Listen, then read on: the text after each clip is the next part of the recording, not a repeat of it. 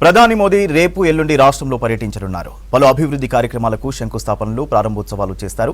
రేపటి ప్రధాని సభ ఏర్పాట్లను ఎంపీ స్వయం బాపురావు, ఎమ్మెల్యే పాయల్ శంకర్ పర్యవేక్షిస్తున్నారు.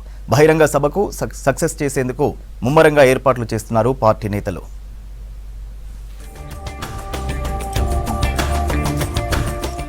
ప్రధాని మోదీ రేపు ఆదిలాబాద్ జిల్లాలో పర్యటించనున్నారు. అభివృద్ధి ప్రాజెక్టులకు శంకుస్థాపన చేయనున్నారు. దాదాపు 800 కోట్లతో చేపట్టనున్న అభివృద్ధి పనులకు మోదీ శంకుస్థాపన చేస్తారు. ఆదిలాబాద్ నుంచి మహారాష్ట్రలోని చంద్రాపూర్ వైపు నిర్మించనున్న నేషనల్ హైవే పనులకు శంకుస్థాపన చేస్తారు. అలాగే ఆదిలాబాద్ లో 250 కోట్లతో నిర్మించనున్న అండర్ గ్రౌండ్ డ్రైనేజీ పనులకు మోడీ పునాది రాయి వేస్తారు.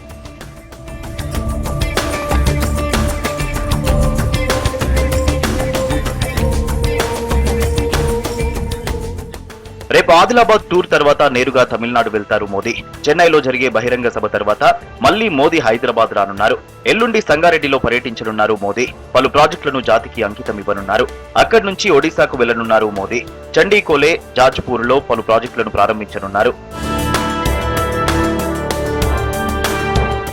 రేపటి మోదీ సభ ఏర్పాట్లను MP Soyam Bapurao, MLA Payal Shankar, parliament incharge Aljapur Srinivas పర్యవేక్షించారు. ఉమ్మడి ఆదిలాబాద్ జిల్లా నుంచి 1,00,000 మందికి పైగా జన సమీకరణతో సభను సక్సెస్ చేసేందుకు దృష్టి సారించారు.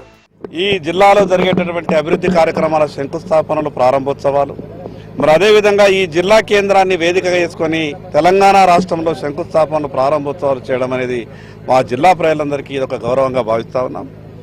వెనుకబడ్డటువంటి ఆదిలాబాద్ జిల్లాపై ఒక దేశ ప్రధానమంత్రి గారు ఇంత ప్రత్యేకమైన దృష్టి సారించడం చరిత్రలో ఇది మొదటిసారి.